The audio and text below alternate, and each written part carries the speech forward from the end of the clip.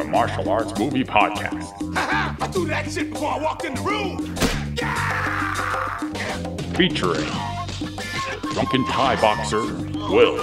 Too bad you will die. The also drunken wrestler Mark. I said I don't want trouble! And drunken karate master Zero. You've lost your balls. And now, Talk. I know Kung Fu. You know, baby. Fists of Fail. So it's almost like you were protected from the storm by some sort of protector watching over you. I am not putting that prefacing story into the episode. Well, you can fade up from it. The listeners would be like, what was he talking about? I want to know. All right, fine. I'm going to leave that intro in there. And the listeners don't put the just going to be whole in the dark. No. They don't need to know about my personal life. Yeah, of course. Why I need protecting. Or why I need some Yum Goong right now.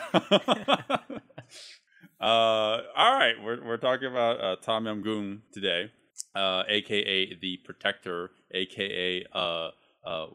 Damn, this movie has like a million names. I'm trying to like remember all of them. It's only got the two. No. Was it Way of the Warrior? Yeah, I think that was one really? of them. Yeah, there's like a million names of this. There's Warrior King. There's Thai Dragon, Revenge of the Warrior, Honor of the Dragon. All for this one movie. I think Bay Logan said he wanted it to be called Red Scarf. I think I would have preferred that over The Protector. You know, but then when you think about it, the original title doesn't even make much sense. Oh, not at all. It's the title of the restaurant that they go to. Right. The restaurant, which is very insignificant in the original cut of the movie. But if you watch The Protector, that title would be completely irrelevant because that restaurant is barely featured at all in the film. Well, it has the very famous long fight scene. That's true. Is probably the only real significance of the restaurant. That is true. That is true. And that is definitely the highlight of the movie. Maybe just for reference, how about when we say The Protector, we're speaking about the American cut, and when we say Yum Goong, we're talking about the original Thai. Right. Okay. Yeah, that's a good way of describing it. Let's just stop calling it The Protector. Because that might confuse all the listeners who are thinking about the Jackie Chan movie, right? Which can be confusing too. How about we just refer to it as Yum Goong? Because I guess there is some sort of need to distinguish them though, because these the movies American are very cut, different. Right. So then we'll just say the American cut and then the original cut. I think we can. Sure. Semantics aside, we're watching the other Tony Jaa movie. We covered Ong Bak a while ago, and we definitely have The Protector on our list. Obviously the cover, and this is the other great Tony Jaa film that I, for the longest time, thought was superior to Ong Bak. And I thought this way from up till the point where we actually started the show, and I realized, okay, maybe I should really analyze this movie as a whole and going to nitty gritty and analyze the action, see which one really holds up. Ong Bak holds up better in terms of the action, but this movie, I don't know, it resonates with me a little bit more because of the story. And what is the story, Zero? Well, imagine the movie Ong Bak, but instead of him trying to get back the head of the Ong Bak statue that's taken from his village, he has to save his baby elephant. And that is kind of it. If we were to be extremely simplistic, it's obviously a little more complicated than that, but a lot of people joke that it's just basically the real Ong Bak 2 and switch the head of the Thai statue with his elephant. Right. If there's ever a theme with Tony Jaa movies, it's don't steal from him, because things aren't going to work out well for you. Right. And then I think the original story was the premise was going to be that it wasn't going to be about saving his elephant. It was going to be about his saving a young woman who was going into prostitution or getting human trafficked. I think Panaritacry just has a checkbox. He just has Mad Libs. He's just and then Tony Jaa goes save, fill in the blank right here. Right. Well, I guess it's good that they didn't stay with that story, because we've already covered a similar movie, Raging Phoenix, that has that kind of storyline. So I'm glad they changed it. And it's cool with these Thai films that we've been watching is because we get the this is their opportunity to share their culture, and they always try to put in as much Thai culture as they can with these movies. For me though, in Tam Yum Goong, I feel it's kind of just shoved in there with like we get scenes of them at the water festival, or we see we see their traditional dances and whatnot, or how they do certain prayers. And it's unfortunate because I feel that it doesn't really serve the plot at all. It's there to show culture, and I can't appreciate it because I don't really understand what they're trying to show me. Sure, gotcha. Yeah, well, so that's the whole premise behind the American cut, right? So, or any cut for that matter. When Bay Logan was talking about it for the Dragon Dynasty cut, he recognized that a lot of things had to be truncated or completely eliminated from the movie, even downright altered, so that Western audiences can either resonate with it or understand the movie more. So we watched the Tam Yum Goong uncut original movie. That is 25 to 30 minutes longer than the Dragon Dynasty Western cut.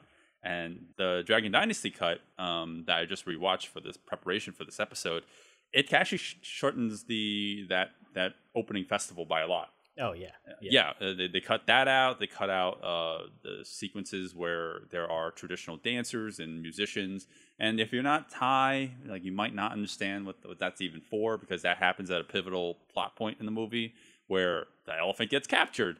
And you're like, as a Westerner, you're thinking, oh shit, when are they gonna go save that elephant? But then as a maybe as a Thai audience member, you're thinking, okay, well, before he goes on that, he needs to be blessed in this sacred ritual and he can go on this pilgrimage. Yeah. And I don't want to talk negatively about those traditions. It's just that I kind of wish they were integrated into the story a little better so that I could understand. Right. But unfortunately, it's not. It's shown in a way for the Thai audiences who are familiar with it. They're like, oh, hey, it's my culture. Cool, we're seeing this. Right. What I was gonna say is, I think for me, I prefer the American cut. It's 80 minutes, but there's no fat and it's to the point. I remember when we were watching this, I was getting a little uneasy, and I was starting to question my feelings about the movie a lot because it was getting slow. I didn't remember so much space between all the fights, and I think I was just kind of enjoying it because you and I were just kind of talking in between all this nonsense going on when no one was fighting. Right. Well, that I think you really did watch The Protector, like the American cut. I mean, the American cut, because that's essentially the same sentiments I had. But I guess it's I guess the Thai cut is good if you want. It almost comes off as like a travel show, or like a tourist attraction kind of opening, but it's like 20 minutes before we get any action in the movie, and it's a really long 20 minutes. But if you want to appreciate the slower pace, because they want to soak up a lot of that local culture. Wow, in Thailand, this is the place to do it. This is the movie to do it. And they're doing it during the actual water festival in Thailand. So it's like, you get a lot of that if you're watching the original. But the Western version just cuts all the fat out, just goes straight to the elephants getting captured. So I think my issue with the Thai version too is, though, there's still so many problems with getting from point A to point B to point C and so on and so forth. Yep. They're still there in the original cut. And in an American cut, they just get to the points faster without feeling lulls in the story. Sure. There's things that they cut out in the end that when we were watching that, I kept on saying, oh, wow, I don't remember this. I don't remember this. I don't remember this. And the whole time I just kept on thinking, this doesn't add anything to the story, to the characters. It makes sense that it got cut for American audiences. It almost makes the American cut feel like that's what it should have been. Sorry to say, because I wasn't really enjoying watching the original version. Right. Well, before you said, that's why I just remember what I was going to say. Before you said, you're watching the uncut version. You said, oh, I don't remember this. I don't remember this. That's because it wasn't there when you watched it initially. So there's nothing to remember. And here's the thing: if you've only seen the American version, I'd say check out the original anyways, just for compare and contrast, because I don't think definitively there's one better than the other. I definitely like the pacing of the Western version more, but then a lot of the plot holes of the American version are kind of solved in the uncut version. Although the uncut version still has a lot of plot holes. There's a lot of things that don't make a lot of sense. And we can definitely get into those as well.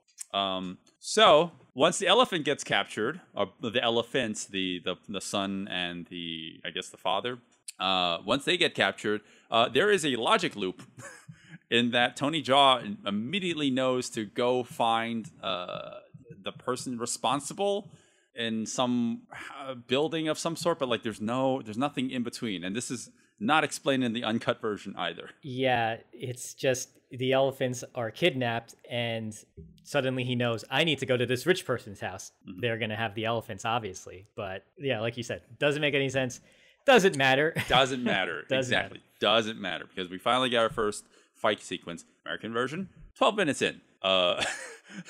Uncut version, 40 minutes in. I don't know which one you would choose, but if you want to cut straight to the chase, I'd say go for the American one. Here there's really not much I would want to say about this one, because I feel like it's kind of like padding before we actually get to the real action. This is a really simple action scene where Tony Jaa takes out a bunch of henchmen rather easily, to the point where like I start. Like, I don't know, like I find it kind of like not as visually interesting, in my opinion. Yeah, I agree with that. This is one of those fights where I don't think I've ever said this before. This is like a sandwich where, you like the bread, but you don't like what's in the middle, because it starts off great with him basically jumping off screen, and you have this very, very wide angle, and he just knees a whole bunch of dudes. They all topple over. It's really him, obviously, if you know Tony Jaa. No it's wires, 30 no feet. CGI. Yeah, and he's jumping from an extremely long distance. It's great. Yeah. And then, as you mentioned, in terms of our podcast, we like to break down the fight choreography. And it's not that there's no choreography in this little moment. It's more so that somebody advances towards him and he takes him out with probably one or two like kicks or throws. It's very, very to the point. I think what they're trying to do here, or maybe not what they're trying to do. I think for me, what's going on is just they're showing you like how powerful he is, and they're kind of what's the word? They're ramping establishing. Up. What's that? No. Establishing him, I guess. Yeah. They're kind of establishing his power, and I feel like the sound effects in this movie are a lot more prominent in some of his than than Ong Bak. Yeah, like I feel like they turned it up from like 5 to 7. Like they do a lot of bone crunching, I noticed a lot. And obviously he's not really breaking bones with some of these moves, but I feel a lot of the hits, they just kind of put that bone crunch in there to make him seem that much more powerful. Yeah. Well, I mean, with a higher production, they start investing in things that they couldn't do in Ong Bak. And I guess I'm fine with that. Although, again, Western version of this, they kind of did a little more Foley for the film, and they also like changed the score as well. So using RZA's rendition of the film score, and it kind of like changes the tone a little bit, or like it feels a little bit more frenetic in the Western version of it, whereas the original one, I don't know, it feels a little bit more fitting. So again, another point for the uncut version. But you said before that it's like the beginning's good and the end. I guess like, are you trying to imply that the end is good as well? Yeah, so basically he's taken out all these guys in very, very simple movements, and then it kind of caps off with him double kneeing a man through a glass door. So the beginning's good, end's good. Well, about the middle, where I don't know if you missed this, but there's a guy who approaches him and tries to deliver some sort of like high kick. Tony Jaa grabs a high kick, puts him in some sort of like disadvantaged state, and then for a split second you see that his pants rip. Oh, I didn't even notice that. That's supposed to be funny, but it's edited so quickly you would completely miss the humor in that every single time. Like in between there really isn't too much, but there's just Tony Jaa kind of wailing like rapid fire roundhouse kicks, and I guess that's, I mean, like if you take Muay Thai, I mean, I guess that's kind of like cool, but like visually, I don't know, like it's not all too interesting. Yeah, I think that's my problem with it. It's not like there's anything really bad going on. It's just visually there isn't anything interesting for me. The beginning was great with him jumping from off screen and then him crashing through the glass door with the other guy. But in the middle, it's all just fine. I think for some reason I remember this fight too is because they do a lot of edits to cutaways of reactions, either from Tony Jaa or like maybe some of the onlookers. And there's this one cutaway of a guy on a toilet. Did you see that? I don't know. Yep. It's probably played for laughs, but we never saw that guy anywhere. And then suddenly it cuts to him, some random dude on a toilet. It doesn't matter. Correct. It doesn't even matter. What else doesn't matter is the deleted scene that's actually on the DVD. It's like a preface to this scene. You know, like he beats up a bunch of people in a small bar area, and then that's supposed to lead into this action scene. It could be completely removed. It's a good decision that they removed that. Yeah, it didn't really add anything. Like Tony Jaa jumping off screen from left to right, like a full like 20 to 30 feet, is a lot more impressive than him just kind of standing in the doorway and the camera is just right in his face. It's so awkward. So I'm glad they decided to remove that. I'm glad they. Sorry, I was gonna say, if anything, maybe they could have just shuffled it around, put that somewhere in the middle somehow, and then turned it into him, still crashing through the glass door at the end. But yeah. Well, it doesn't matter. I'm actually just grateful that this action scene is pretty short because it doesn't linger for too long because it's relatively simple. When there's one guy taking out a bunch of easily disposable stunt people on his stunt team, if it's so easy that to a point where it looks like Tony Jaa is not even breaking a sweat, it's like, okay, well, this isn't too visually interesting. It literally is. Like he'll knock out just grabbing his wrist and then twisting it. It's like, well, he's done. He's like, that guy can still throw bottles at you. Right. Well, that's an interesting way of putting it because I feel you're correct. It feels very effortless from his part. But it also kind of shows on him as a performer. He's just kind of doing these things so simply. And I think for me personally, that's why I kind of forget the middle portion of this fight because it's just so effortless on his part. We've kind of seen it before because I'm pretty sure no one goes into Yum Goong first before Ong Bak. So like when you go from Ong Bak to this, you're just kind of like, oh, okay, well he's kind of disposing of these guys so easily. Right. Give me something new. Well, in that way, you can kind of see it as like a true sequel to Ong Bak. Then again, don't steal shit from Tony Jaa. Because right after this, we have this action sequence on the riverfront, I guess, where they're speeding through these speedboats. Don't want to talk about it too much. It is impressive for sure, but because they're actually speeding on these boats and they're actually performing some of these pretty interesting stunts, but it's kind of cut with a lot of CG. And I don't know. We don't delve into these things, but CG is like super distracting. That's all I'm gonna say about that. Yeah, and it's fine. We won't mention it too much, but there is CG kind of like at one point in the movie too, where we see it's like a flashback to the Thai warriors who protect the king and the elephant. And looks like PS2 graphics. This is Thailand. I'm not gonna get mad at them because they're not known for CG, so it's fine. Right. They had a budget, but not that much of a budget. Exactly. Yeah. So story wise, it basically stays consistent throughout, which is from beginning to end, he's on a journey to find his elephant.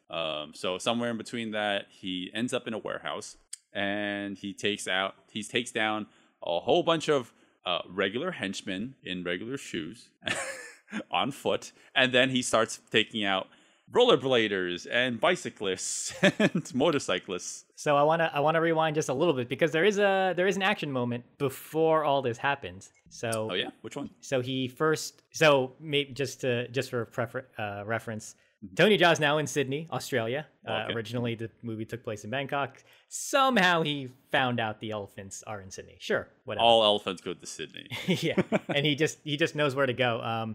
He meets Johnny Nguyen on the bridge, a martial artist we've spoken about previously. Right. And what happens is there's a small scuffle, and he basically chases a guy off of the bridge. They both jump on top of the van. And he knees the guy off of the van while he's kind of jumping away. Oh, right. So for some reason, the guy who was driving the van was also a bad guy, coincidentally, because he gets out and he has a knife, and we get a really, really great homage to Bruce Lee's Way of the Dragon, I believe. Yeah. Well, okay. So that's what Ray Logan said. I don't see that. Really? But okay. I don't see it. I do not see that. I've always seen it as that. It's the intimidation kick. Michael Jai White did it in fucking Black Dynamite with the pool hall lights, and I feel like that's kind of what he was doing here. Yeah. Okay. I don't know. I feel like that's a bit of a stretch. I always just saw it as just yes, it's an intimidation tactic, but to see it as a reference to Way of the Dragon, I don't know. That's always felt a little off to me. Oh wait, I'm sorry. I guess okay. It is Way of the Dragon. I'm thinking of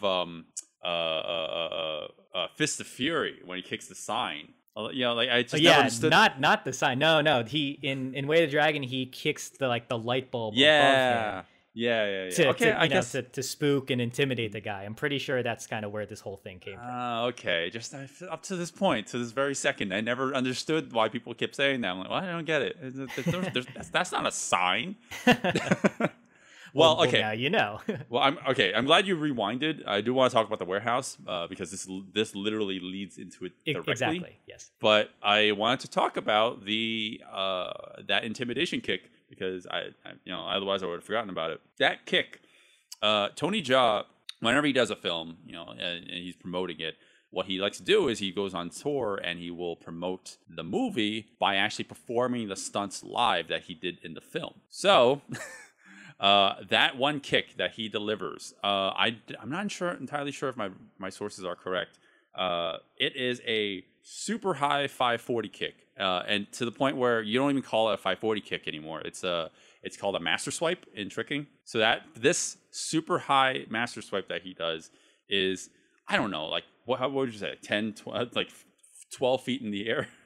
Man, I should have looked at the Japanese trailer for this movie. Because they actually, I think I sent it to you before, but they do like they draw like on screen in the trailer, like the height of the, of the pole or the light bulb he's kicking at the top. And I'm sure it says like how many meters up it is. Right. Well, it's incredibly high, at least like twice as high, tall as the next actor that he was standing next to. So, but just try to imagine how tall that is. And he kicks that light and it shatters. It's incredibly impressive, and not sure if my sources are correct, but Tony Jaa has like was close or beat the world record for highest jump or like highest jump kick or something like that. Not entirely sure if that's true, but it is very impressive on screen. But that wasn't what I wanted to tangent towards. It's that there is a video online of Tony Jaa throwing this kick in Astoria. Oh yes, you referenced this in the Young Bok episode. Oh, I did. Okay, yes. I wasn't sure if I did. But, yeah, you did. So this exact kick, he actually performed, and Zero was right there. Yeah, I was showing you the video, and I was like, so this is the cameraman. I'm there, off camera. It's like, oh, that's my laundromat right there. Yeah, it was it was really cool because yes, he was promoting for Yum Goong. He came to Astoria at the Museum of Moving Image, and we were just in the kind of backyard court area. They just cleared space, and he did his demonstration. He brought along some of the Thai stuntmen, and he was basically there to just have them advance towards him, and he would just beat them up in a few moves. And then somebody got on a chair, or I can't remember exactly. I think it was on like maybe the shoulders of someone else, holding like holding something, and Tony Jaa would just jump really high and kick it. Yep. And it's so weird to see in a non-cinematic format, meaning my own eyeballs, because he just does it so nonchalantly. It almost feels like it's not impressive because I was literally right there. It's weird. Like when I feel like my vantage point didn't display what I was seeing in a way that was impressive to my eyes. You know what I mean? Okay. Like when we're watching it in the film, they get the right angle. The lighting is right. The situation is really cool because he's actually breaking the light bulb and the guy's standing right in front of him. When I'm seeing it, in real life, I'm just like, oh, okay, yeah, he's kicking it. Okay, that's cool. I surround myself, before COVID happened, I surround myself with a lot of gymnasts and trickers. and people who are significantly better than me. And it doesn't matter how many times I'll see them in front of me. I'm like, that is still impressive. Why am I not that good? Yeah, it's impressive, but what I was trying to say is like my what I saw at my angle was actually still nothing compared to what they captured in film. Right. Yeah. It's a very visually impressive impressive shot, because you camera keeps it as a wide, all one take, and you can see it just pans if necessary just to see that, like, the amount of height that this guy can get. And that's not the only quote, I guess, height base jump that he does in this one particular scene. He does some sort of like flying knees or flying double knees off of the top of a truck. And it's a great shot only because of the backdrop that you have. It's like the entire skyline half skyline of Sydney. Sydney, yeah. And so a thing about the production is that, Ong Bak had the luxury of just being localized in Thailand. This movie, they wanted to film abroad, so they filmed in Sydney. But they only had a limited budget. I mean, they had more budget than they did in Ong Bak. They had a limited budget. So what limited access you had for like getting shots of Sydney, they try to like capitalize on.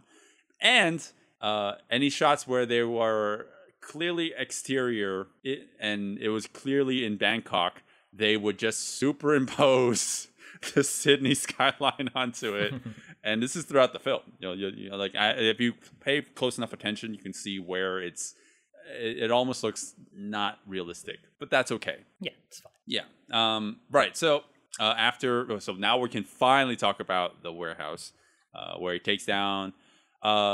He takes down a bunch of henchmen, right? But I think this is the first scenario where I feel like we get a good taste of like what this movie can do with its one takes, right? Mm-hmm. Everyone talks about the upcoming one take fight that we're going to be talking about, but there is this one moment, or I guess like portion of the film, this fight scene where there are a bunch of trams, these empty trams, just in this warehouse, right?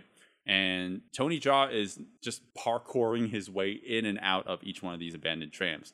And it's like it's a lot shorter, obviously, than what you see in the upcoming fight. But it's a good showcase, and I don't think this gets enough attention because it's complicated enough. It's a lot faster because of the camera movements. Had to constantly keep track of Tony's position inside in each one of these trams. There's like 3 of them he jumps in and out of. So I think this is actually pretty complicated too. And this doesn't get nearly enough recognition. Yeah. I think my issue with this smaller one take in the trams is that a lot of the fighting kind of happens inside the tram, but the thing is, the camera is at this kind of lower vantage point where we can't always see what's going on, and we're kind of listening to the sound effects, and we kind of have to wait for somebody to kind of get, like maybe pushed out the window or something like that.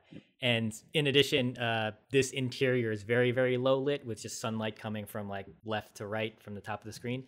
I just kind of wish it was a little brighter. I wish that the camera was maybe inside a little more so we could have seen what was going on. But I understand like that's not how they decided to film it.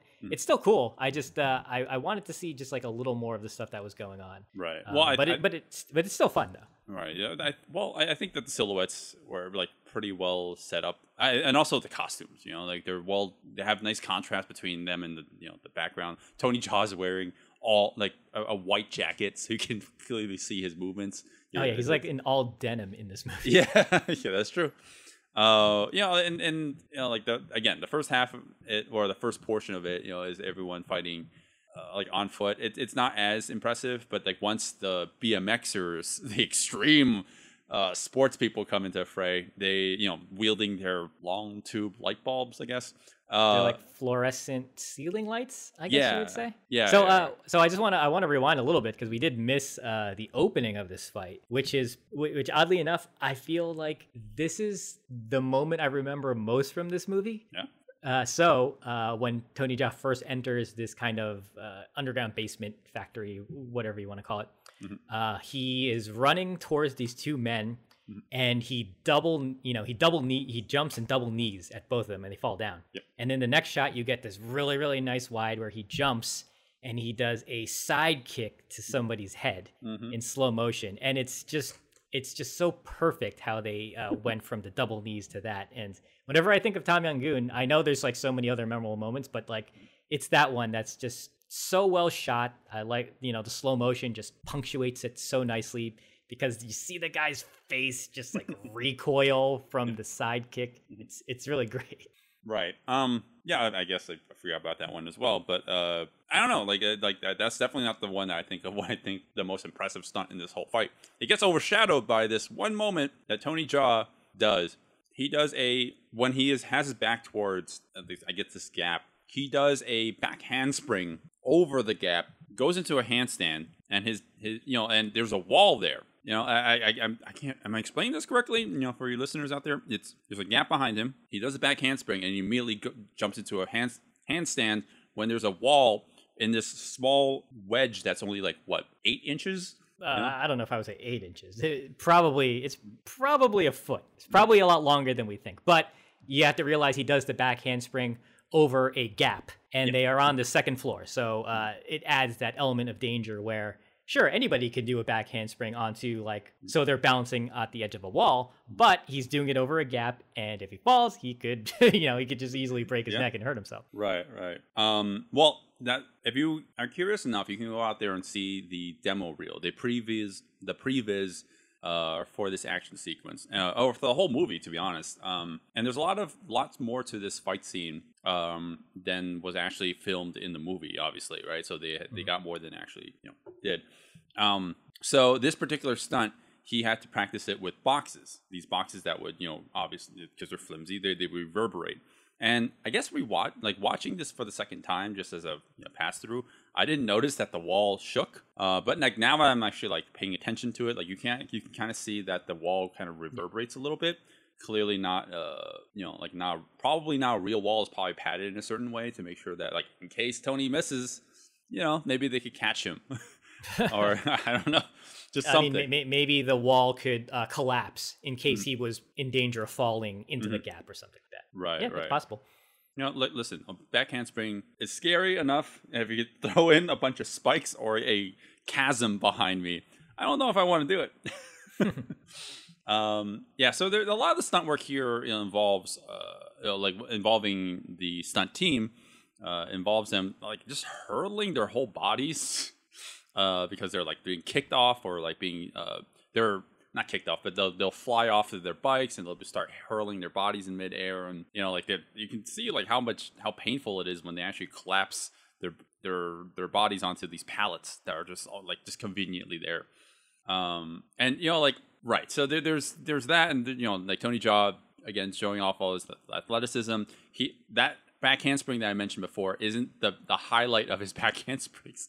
There's one where once he has the higher ground, a cyclist comes beneath him in this railway, and Tony Jaa does in one shot a back handspring wherein he grabs the helmet off of grabs the helmet of the cyclist who's directly beneath him and takes the guy out. It's insane because you know what this makes me think of? This makes me think of Dragons Forever with I was just gonna say that, yeah, because it has a similar shot where the camera is facing down and he does the backflip over the guy. Yeah, it's very very similar. Yeah, I think that I bet that was an homage in some way. It's man, I can't even finish how many great flips and stunt work that there is in this one sequence alone.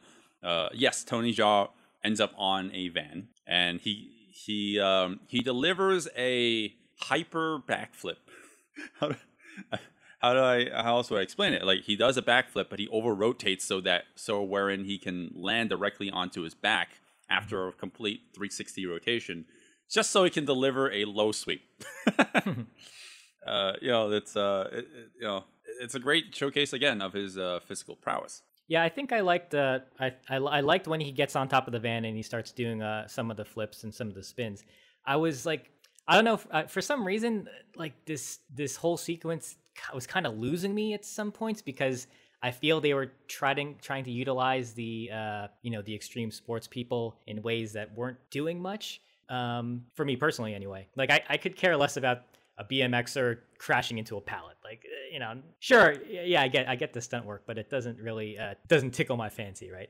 Sure. I think it starts getting interesting when he's doing more of the evasive stuff, where he's like slipping in between, the cuts in the hole in the fence, into him doing a split underneath a bar, but then there's an inline skater going down that bar. Like, they chain these evasive moves into an interesting combo set, and it forms this nice little small moment. Like, I liked that stuff. Like, I could care less about him pushing a giant garbage box and then, trying to disperse the crowd. Like, that stuff didn't really do much for me. Right. I mean, yeah, like, well, I personally like any moments where he's just showing off how acrobatic the dude is.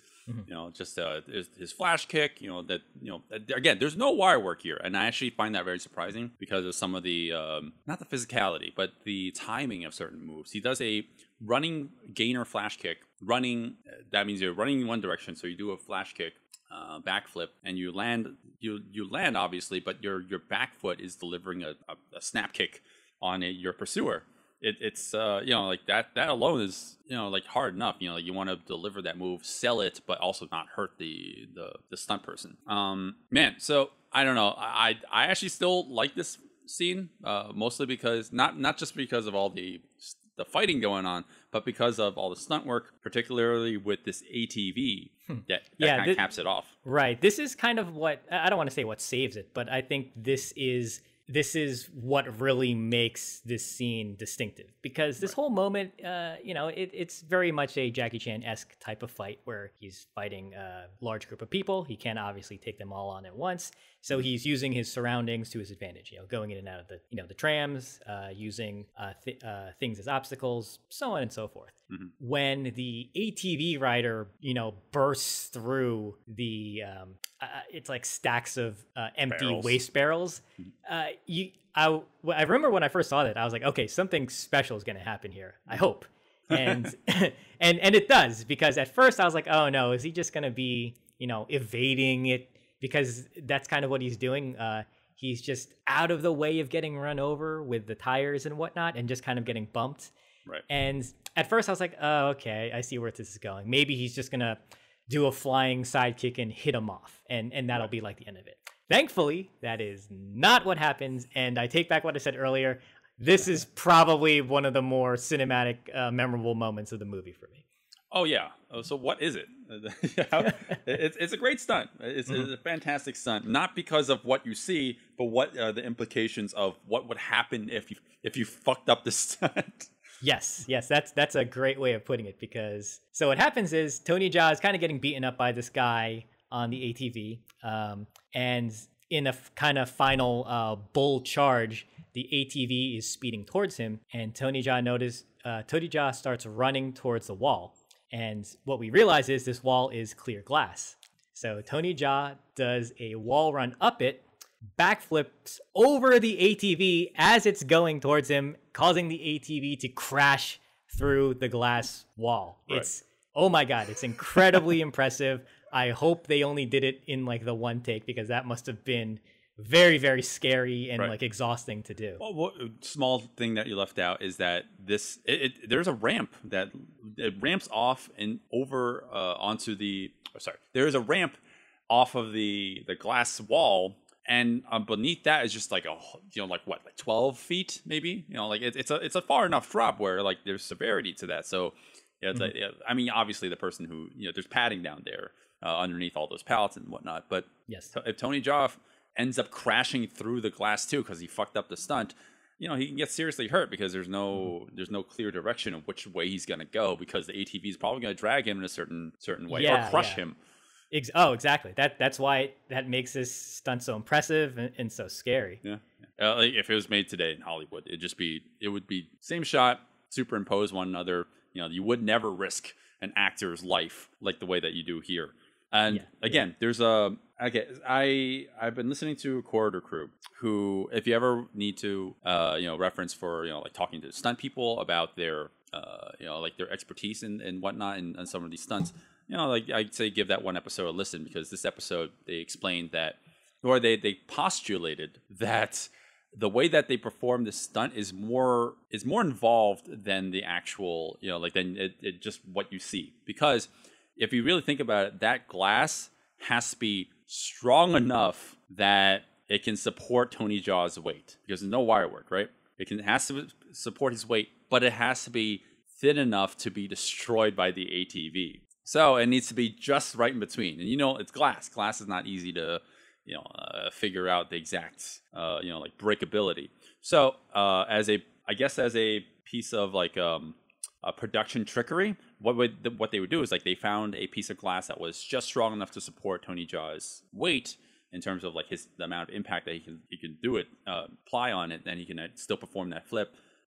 It had to be just thin enough so that they would take these two pebbles or two rocks and they put on each side of the glass wherein you can't see them, and when they need to, they can just trigger it so that before the ATV hits the glass, the whole thing would shatter by pinching the glass with these rocks. So it once you pinch them, like the whole thing just ripples. And and that's actually more important because that leads to my next implication, which is that ATV has to go fast enough so that it can still break that glass, right? So that means that Tony Jaa has to, like the entire stunt team, Pan Riddercry, Tony Jaa, they have to make sure that not only is he running at the right speed, they have to make sure that the ATV is going the right speed too.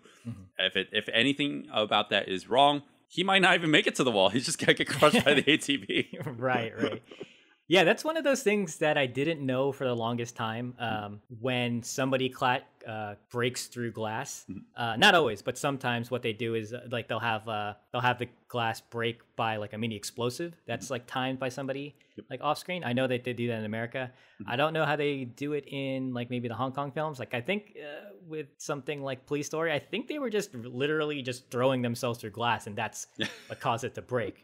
Yeah. So it's just crazy because you'll see in like maybe comedies, you'll have the character who tries to jump through like the glass window or the glass door, and it doesn't break. Right. But in your mind, you're thinking, well, that's funny because that subverted my expectations. I thought he was going to break through it. So yeah, I guess depending on the type of glass, nothing would have happened, and he could have just got sandwiched, like you said. Well, this is supposedly sugar glass, right? I don't know that. Well, it's probably. Well, I mean, I'm just gonna guess. It's probably reinforced, like just layers and layers of sugar glass. Yeah, because he needs to be able to do the wall run, and it would be funny if we saw earlier takes where he tries to do the wall run, but his foot just goes through. Oh, jeez. Oh, God. Well, the one thing that this needs, and this is not me nitpicking, it's just I want to see this in more angles because you clearly you can tell that there's. I was gonna say that. Oh yeah. Yeah. My point was that the final shot that you see, which is on the other side of the glass as it breaks, is that like you see Tony Jaa is in midair doing the flip and the ATV is crashing through it. Of course, that's great. Of course, but this is a case where doing a Jackie Chan-esque replay would be perfect. Ong Bak even did that. This movie, I don't know why. They should have included more replays, especially for the impressive stunts, rather than for that one particularly. I would have liked a replay. They got two angles, I feel, and I kind of would have liked one where we saw the inside of the room, not the outside, which is the main angle we got because we saw the ATV crashing towards us with a camera. I would have liked to seen what the room looked like, maybe as the ATV is driving away from us. Right. Yeah, I would have just appreciated it if we just saw it like in one take, the overhead shot of the ATV crashing through and Tony Jaa doing the flip, and then do it again, but from the other side of the glass, but the whole sequence, not just what they did, I guess, for continuity is as soon as Tony Jaa is about to do the flip, they do a hard cut. I mean, appropriately to the other side of the glass. So it's just like it feels linear. Wherein I just would appreciate it if it was just a replay. Like show it again, show the whole sequence uninterrupted, but again. Yeah. Again, like if we can watch Jackie Chan fall off of a 4-story building and land on awnings 3 times in a row, I'm willing to watch Tony Jaa do that once or twice. So that caps off that scene. Tony Jaa. It doesn't matter about the plot. All we know is that Tony Jaa now ends up at a restaurant, assuming that I didn't forget any other action sequence in between. Correct, yeah. And this leads us to probably the most well-known fight of the movie. The unbroken 4 minutes-ish one take fight up the stairs of this restaurant. Yeah. So this is about halfway through the movie. Once you get here, I mean, it's insane. Like when you really think about like the fact that they even accomplished this, because one takes are hard enough, but now we're gonna add fight choreography to this. This whole fight scene is so involved, so complicated, and I'm sure they ate up everyone's time and budget that they could only film 2 a day.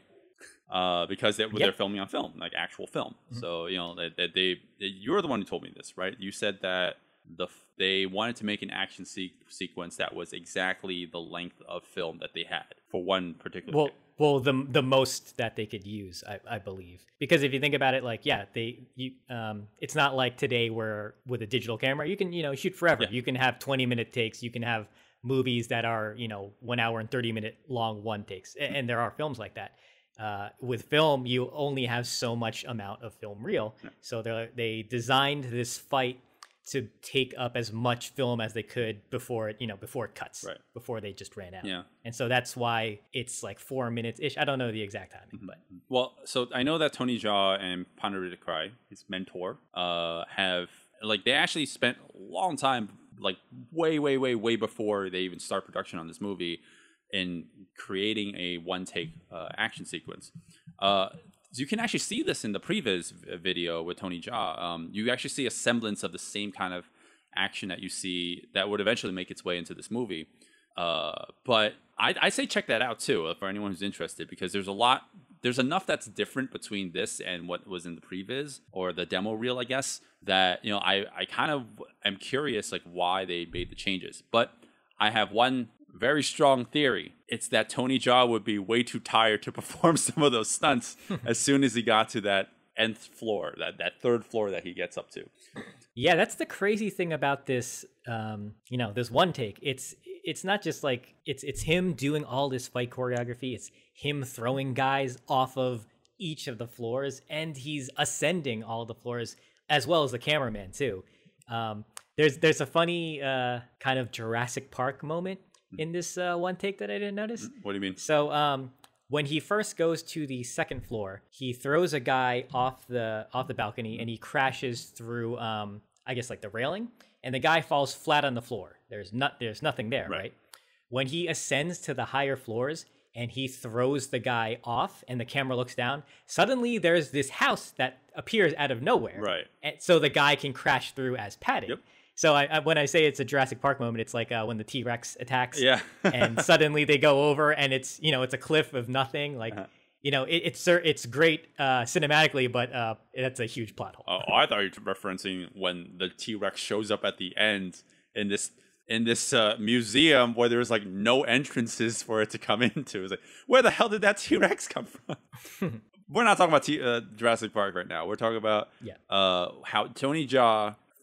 Yes, like in the very beginning, he does deliver a couple flips. He does an aerial off of a piano, a grand piano, and the stunt work initially starts off pretty strong in terms of acrobatics.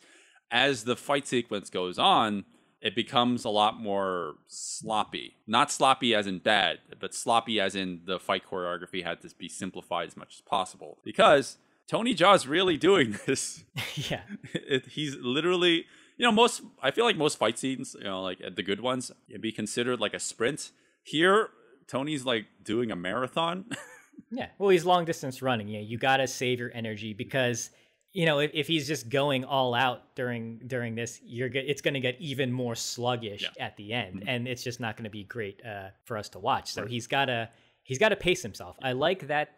The moves are very, very simple. He's usually only throwing like round kicks or like really simple blockages to kind of get people to the ground. Yep. And then they're utilizing just a lot of him throwing guys off because, to kind of change things up. It's not just him ascending the staircase and just like kind of fighting guys and that's it. They're changing things up with him kind of running around the environment. Yeah, I think about this. There obviously we want to give praise to the Tony Jaa, obvious. Stuntmen, not so obvious, but again, it's not just the Tony Jaa show. Obviously, it is, but in terms of like getting timing right, the stuntmen are fucking up in any way, which or form. Like they if they miss their timing, they just kind of start from scratch again. They just have to stop. And I know this like took several months to even do. Like to capture like the perfect version. I know they recorded like I heard different sources. Some people said there's 5 different cuts of this. Other people said that there's 8. I think this is the one that we're seeing in the movie is number 3. So anyways, so yes, not so obvious the stunt people because like a lot of the stunt work that they're doing, they has to be absolutely like on point and with good timing. They have to make their entrance and not look like they were just waiting for the camera to to catch up with you. Yeah.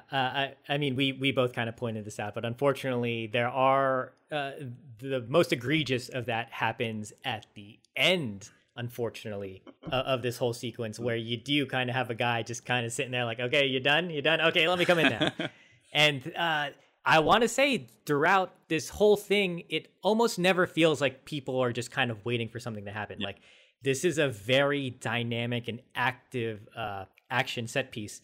And like something's always happening, which is really good. Like you never see goons just kind of standing idle, which would like completely ruin this. Right. So like thankfully, whenever somebody runs in, they're coming from off screen. Yep. So we never break that illusion. Right. Like and it's good that we never see them prior to actually like entering the fray, because that's another complication when it comes to doing long takes. Like you can always capture an actor before you even get to the actual action. So you might see them in the far corner of the room, just like just waiting. Like, okay, I gotta hold this bat and just wait for him to come up here. And you're right. The ending with that one guy in the beanie, like he is waiting his turn, but that's okay because by this point we're already 4 minutes into it. Yeah. So I think my favorite moment actually, I think from this whole sequence is like. He kind of jump kicks a guy through these double doors, and we're led into this, I guess, kind of like a sex room where these people are doing promiscuous things. Right. And Tony Jaa gets attacked by a guy in like a gimp suit or a gimp mask, Yep. which is kind of fun. Like, why would you stop sex to fight some random guy who barged in? But anyway, like why would you stop the sex? Like who is this guy to you? Exactly. Yeah. So what's fun is though that when Tony Jaa goes in there, what ends up happening is the camera turns around, like 180, and you see 180s, and you see the guys enter the room, and then you realize that Tony Jaa is kind of gone. He's not in frame. And what happens is when they exit the room, the camera kind of pans up and you see that he is in a split above the door. Yep. So basically what happened is he had to get up above the door. They obviously built something so he could be there stably. But just like all the work for him to go in there, go around the cameraman, get above the door. Like I love, like, it's not fight choreography, but the choreography that went into them planning this is just so impressive. I mean, in terms of the technicalities behind that, yes, there's also an issue that can arise, which is like Tony Jaa might be climbing up climbing up there, and you'll see a shadow being casted because there's a light right above. Yeah. That can also be an issue, but they actually somehow managed to make it look like Tony just ninja'd himself or teleported up there. Right. So upon rewatching it, I was looking at the cabinet that's like to the left of the door, and you see the cabinet wobbling. That's because he probably stepped up there to get above the door. Right. Yeah. Which is fine. Like I didn't notice it until I was like really looking at it. Right. Well, right after that, he climbs up a bunch of stairs. He throws a vase towards these stuntmen, and apparently that vase is enough to knock him out. So there's this shot where he grabs a guy and hurls him, another dude who hurls him like past over the railing, breaking the railing, and he plummets to the floor, I guess. But by this point, we're on like the 4th floor, maybe like 3rd or 4th floor, pretty high up. Mm-hmm. Yeah. When the first guy got crashed into the floor. I guess the floor, yes, but that house that was just conveniently appeared out of nowhere. When he crashed through it, I felt like it was not that tall. I mean, it was high enough. It was pretty high, but it wasn't that tall. But by now, we're on like the 4th floor. When he hurls this guy off the balcony, I kind of wanted the camera to pan down and see him also crash through it. And like, well, so I think what happened is they couldn't have the camera pan down to show it because I think what probably happened is they probably cleared the floor and they probably just put lots and lots of padding there because the guy was getting thrown from so high. Right. Well, if that's true, then that makes the finale of this fight even more impressive because then they would have to get rid of all the padding as soon as that guy lands, and then throw back in that broken house we mentioned before. Like whatever's happening off screen, there's a lot of craziness going on too. Yeah. So I have to retract something I said earlier with the house appearing out of nowhere. I have it playing now. Like upon rewatching it, the house is actually there the whole time. It's because it's a circular staircase. So the vantage I was looking at, it made it seem like the house appeared out of nowhere, but it was actually off screen when we first kind of enter the scene. Like it's kind of on the left. So I thought that it came out of nowhere, but it's actually there the whole time. Right. So I take that back. Okay. Well, you made me a liar. So I don't know. I don't know what else to say about this 4-minute sequence. We can't do it justice. It's actually the main reason why I would suggest this movie. I like that. Well, there's a spoiler alert, and we're done with the review. Well, though that's not entirely true. The next one is probably the real reason, but this one is by far, in terms of technicality, I can't imagine any other action movie ever topping this. So they did. Have you seen Atomic Blonde? They did like an 8-minute long fight. But is it real? They use a lot of CG trickery, but I think they still got. Most of it in the one take. I'd have to watch the behind the scenes. I know they did. They got. It's still impressive. They had to use CG because it's not always Charlie's. I think it's not always Charlize Theron. I think they did stuntman kind of going on and off camera. But it is long. It is very impressive. This one is very impressive because it's just him the entire time. There's no CG here. No, I still stand firm with my belief that this can't be topped. I mean, sure, I haven't seen that movie, so I don't know that. But that what you just said, those keywords: the CG, stunt person. Yes, it's 8 minutes long, maybe whatever. This is 4 minutes uninterrupted. Tony Jaa just being Tony Jaa and beating up a bunch of people uninterrupted. I have yet to see anything that technically impressive in an action movie since ever. I mean, obviously there are bigger stunts, there are bigger, fight moments in other movies, but in terms of technicality, this is probably up there for me. This is the most technically impressive fight or scene ever. And I guess what it leads to when he finally confronts Johnny Nguyen. It's okay. It's short. Johnny's not in the movie for much longer after this, but after that 4-minute sequence, it almost feels like you started off so strong. Well, the problem for me is they shouldn't have had a fight at the top. Because how do you top that 4-minute action sequence? You can't go from that into another fight. It's always gonna this will always pale in comparison to that. So I kind of feel like maybe he should have just got to the top and found the elephants, and then maybe Johnny fights him later or something. I like Johnny Nguyen. His fight choreography in this movie. He is clearly very, very capable, very, very fast, very nimble. The fight that we see in this restaurant area where he at first he's winning, he's taking advantage of Tony Jaa's distraughtness or his distress, but then once Tony Jaa gets serious, Johnny Nguyen is clearly no match. I like the first exchange of blows. Johnny Nguyen clearly has some sort of telegraphing way, his movements are a little telegraphed to Tony Jaa, because Tony Jaa eventually learns that he can just block all of Johnny Nguyen's flashy kicks, flashy snap kicks and whatnot with just a series of very simple movements. Just blocking it with the heel of his foot. Just by putting it behind him and just not even looking. Just blocking it, almost seeing almost as if he can read his opponent. And I like that. Yeah, that's my favorite part about this fight is yes, when he does kind of know the movements he's gonna throw. Johnny Nguyen starts throwing these wide telegraph kicks, and when he lands, he realizes that Tony Jaa is no longer moving back or away from these kicks. He's standing right next to him, and he realizes that they are uncomfortably close when after he's thrown a kick, and that's such an intimidating thing. Yep. If you think about it. I threw this move, you blocked it, and my opponent has not like retreated, to gain, some space between us. Yep. He's still there. That's like such a psychological thing. Yeah, no, it's good. It's good to show that visually, because in a real fight, half of it. I mean, like obviously a lot of it is based off your athleticism, but the other half is your fight IQ, I guess. Yeah, and this is a good visual demonstration of that. I wanted to get to the point that it's a good kind of short showcase between Johnny Nguyen versus Tony Jaa, but you got to watch the previs, Zero. I think that it's actually kind of even more impressive when you can see it all. Like everything that you saw in this in the movie was actually done in one take. It wasn't like, okay, well, let's just cut it here and then continue the action in another shot. It's all done in one take in the previs, and it's actually very impressive because there's a lot of advanced choreography here, and that you wouldn't really be able to appreciate just by watching the movie. I say anyone who's interested, go check out that previs. It's pretty vital for appreciating this more. Yeah, I did watch it. Yeah, it was pretty good.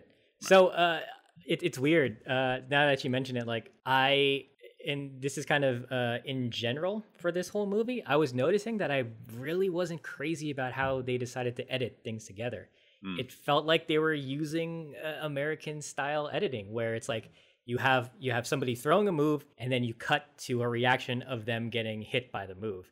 And I feel like it happens a lot in this moment with Johnny. And I usually like the choreography that he does, because I feel like sometimes it goes unbroken for longer, but we get, for me personally, we get too many moments of just cutting to different angles when I felt, maybe a nice static-ish camera shot would have just been as more effective. Right. Just keep it on a long wide for as long as possible so you can actually see the fighting. Mm-hmm. Yeah, I completely agree. Hey, but we at least end the fight with this really iconic shot of Tony Jaa doing another wall flip, but this time off of the head of Johnny Nguyen's stunt person. And that wall flip, that kick alone, where he does it off of the stunt person's head, is enough force to send that guy's head flying towards a glass window. That head just smashes directly onto the door. That's pretty crazy. I think that's a great way to top off that action sequence. Mm-hmm. Well, so again, what do you say? Oh, well, I was just gonna say. So this leads us to Tony Jaa trying to be dramatic, show off his acting chops, while also still performing some fight choreography. So he realizes that he has stumbled upon the back room of this restaurant, and they have all the exotic animals. Now realizing that, oh my God, they've probably killed my elephants and have eaten them, for this for these exotic dishes. And he's fighting, the chef. He's fighting these random goons. Doesn't matter. Yeah, while all, it's kind of going, the music kind of drops out, and he's just emoting. He's just very sad to what he's seeing. I get it, but I don't know. I kind of don't really care about these sorts of things in my action movies sometimes. Mm-hmm. When your character breaks down, and it just sucks because I don't like, not that I don't like him. I don't like his character. Because he has no character. So when we're trying to sympathize with him because he feels his elephants have been killed, it does nothing for me. See, I don't mind that he has no character. I'm a big animal person, so that's probably why this movie resonates more with me. I technically am a Buddhist too, but losing a Buddhist head, it's not really the same as losing an elephant, your pet. I don't know, something about that resonates with me a little bit more. And at this point, the potential that something bad could have happened to this elephant, you feel at the pit of your stomach, oh shit, if you haven't watched this movie before, you're probably thinking, oh shit, maybe this is some sort of Dumbo situation where you think that the mama elephant is gone, but then at the end it turns out it's still alive, all is well. Nope. Wait, was the mother still alive at the end of Dumbo? I thought she was. I don't know. I haven't watched Dumbo in forever. I haven't seen Dumbo in forever. I thought she died. We're not talking about Dumbo. Maybe in the Tim Burton version they do that. Sure. Right. But it's this should be your first hint that this movie, what direction this movie is going. In terms of what eventually happens to the elephant. Right. So more story happens. Doesn't matter. Now we get to the temple fight. Mm-hmm. Temple fights, plural.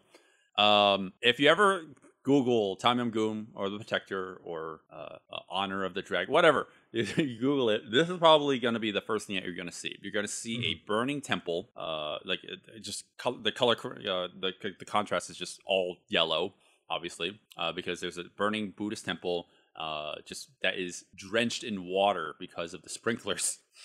That unsuccessfully put out all the fires around them. Yeah, that put out did nothing. The sprinklers did nothing. Yeah, the floor is just, like a couple inches deep in water, but all the windows are still on fire.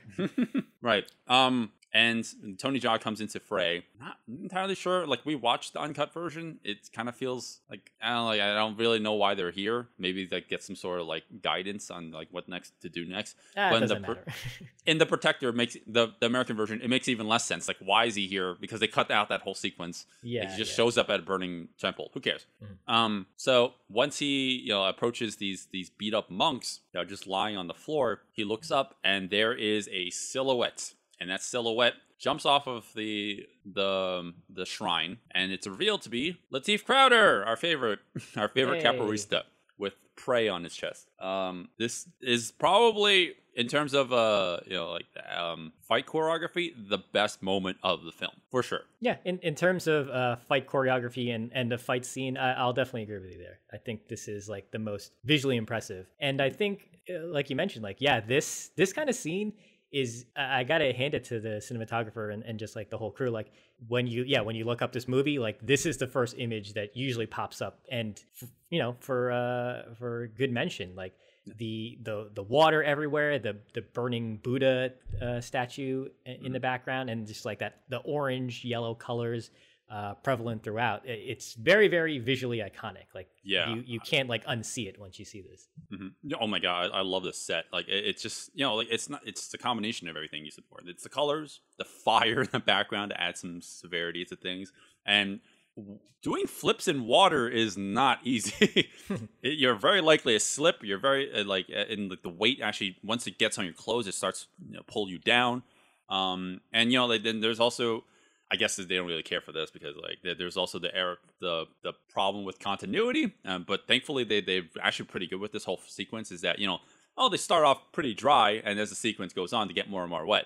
But it could easily fuck that up by starting off the fight sequence really wet, and then you get dry during it. Dry and then wet and then dry and wet. I was not even looking at anything like that. There is. The good thing about the water on the floor is it's just like the splashing, because their feet are dragging or they're kicking. It's just constantly filling the screen, which is it just looks so nice. Right.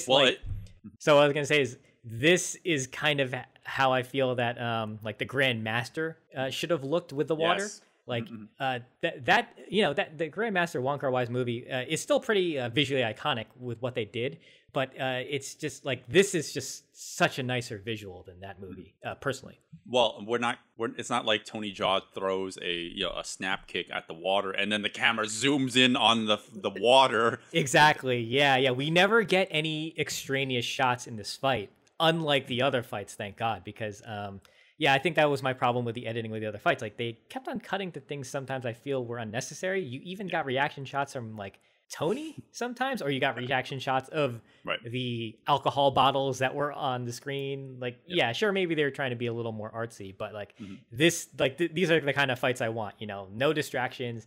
It's just what the two fighters are doing on screen. Yes, yeah. Well, there's a lot of great, I almost call it like fight banter. There's not really, they're not talking, but it's more, it feels like it's almost playful in a way. Because it almost feels like it's just, I don't know if they've worked together before this, prior to this movie. It just feels like there's a good rapport between Tony Jaa and Lateef Crowder. It just feels like they just have each other's timing just so well. I don't know, it just works perfectly. But and this is something that I guess we could kind of like, I don't know if you agree with me here, but I feel like the water is so important to this fight scene because it really highlights the speed of each one of their kicks or their movements. That's an interesting way to put it. For me, like I'm not sure if I would say like it highlights the speed. Maybe I'd have to watch it like a little more. Like for me, it just adds that extra visual flair to the kicks, because obviously the foot is coming from the water. As the foot lifts up, you get the visual of the water dragging behind it. So it just, for me, it just adds like a little more to appreciate on screen. Right. And Lateef Crowder, he's like doing a lot of these flips and whatnot, and like because of the way that he'll be dragging his feet and like kicking from the floor up, you will see like it almost feels like it's adding natural speed lines to each one of these characters, almost like like in a comic book. Yeah, that's a really great way of putting it. Yeah. Well, I mean, I like the nitty gritty of the fight sequence. It could just be boiled down to these two do a lot of flips. I mean, look, Lateef Crowder, so much more because he's utilizing his capoeira moveset here. Right. Yes. Like the average, yes. By average, yes. But Tony Jaa is the one who's delivering this like cheat gainer like superhero landing who tries to crush Lateef Crowder when he's on the ground. And it's great slow mo, and that's point I was going to make was there's a lot of good usage of slow-mo in this fight scene. Like you got to use your slow-mo correctly. And here it's like, this is like one of the better utilizations of slow-mo I've seen in in a fight, because there are nice moments of just long takes of Lateef Crowder like doing these spinning round kicks, just barely missing his head. But then they'll go to another moment where he does another kick and it's like slow motion. It's like great. The pace is really nice. It's flowing up and down. Yeah. And the slow-mo never feels like it's taking you out of the fight. It just feels like it's part of the fight naturally. Well, they're using it to highlight, the moves that you do want to see, because they are moving really fast, and it could get a little tricky with the water where maybe things get obscured. So thankfully the slow-mo helps to be like, oh, okay, that's the move he's doing. I can now clearly see what's going on. Right. Only nitpick, I don't know why they gave Lateef Crowder a lion's roar. I was going to say that. I thought that maybe that was strictly in the American version, but in the uncut one, it's still there. Well, I mean, like it's great because it does feel playful, but it ends like once Tony Jaa, like Lateef Crowder is kind of clearly taunting him, but like the fight set ends and becomes in Tony's favor once he starts realizing that like he has to take out his support. Like once Lateef is about to go into a handstand again, because that's a very common stance in that, Tony Jaa just goes straight for the arms. He sees that he's on his hands, just knock out the arms and just come crashing down. I like that. It's not all done in slow-mo, so we as an audience can actually just take that in, and make it seem like it seems like we get it. Like he clearly figured something out. Yeah, that's what I like about this fight, is because like if you notice when they're first fighting, Tony Jaa is attacking more of his upper torso usually, or he's attacking him when he's standing, and he you got to realize that like Lateef Crowder is just too nimble, he's just too quick for him. And then for me, in my mind anyway, I think what Tony Jaa realizes is like I have to get him when he starts doing those flips and utilizing his hands. And as you mentioned, once he sees Lateef go into like this kind of one-hand handstand or into like a flip, he just attacks the arm, and then it just not crushes him. It just causes him to fall over at that point. Yeah. And not only that, like at this point, he's learned Lateef's or the character's like moveset, right? So he can read all the movements before they even come out. So I like this really short sequence where as soon as he goes for the arm and Lateef comes crashing down, he comes up and Lateef's about to wind up for a move, and you just see Tony Jaa just waiting. He doesn't do anything. Like for a solid second or two, he just waits there. He's like, oh, I know he's gonna do a cartwheel, and as soon as he does the cartwheel, halfway through, I'm gonna kick him. I'm just gonna do a push kick, and that's it looks like he kicks him in the balls too. Well, he's upside down. Everything's all over the place when you're upside down. And and then at that point, Tony Jaa is just showing off his athleticism. He does his famous double 540 kick, making it look easy, but even harder because it's on water. And then he finishes this portion of the fight with a jackknife. Like one of the most iconic tricking moves out there. Like one level above the 540, which is once you do the 540. Like before you even land the 540 on the ground, you deliver another hook kick. So if you think about it, it's left, right, left, all in one spin. All done in a great slow-mo. Unfortunately, this ends the fight because Lateef Crowder gets knocked off screen and he disappears and out of our lives. Yeah, that it's so weird. Like this is such a good fight, And at first, as you're watching the film, at first you're like, wait, that's it? But then, enter John Fu, is that his name? Mm-hmm. With a fucking wobbly wushu sword, right across, swiping right across the bow, right across Tony Jaa's face into this like giant drum. Mm-hmm. And then you realize oh wow, there's more fighting. There's another fight gonna happen. Right. I'm okay with it. I'm okay with more fights. In fact, there were supposed to be more fights. So we're going to talk about it. We have the 3 that are actually in the movie, but there were supposedly 2. Well, there's one more fight, but 2 more fighters that were, supposed to be in the movie. And we watched some of the behind the scenes with this movie, but this deleted scene between Tony Jaa and these supposed Taekwondo masters is like to really emphasize the word deleted. I think it really is deleted. I can't find a version of that fight anywhere online. I don't think it exists. I haven't had the DVD with the behind the scenes forever. Like that's long gone on my part.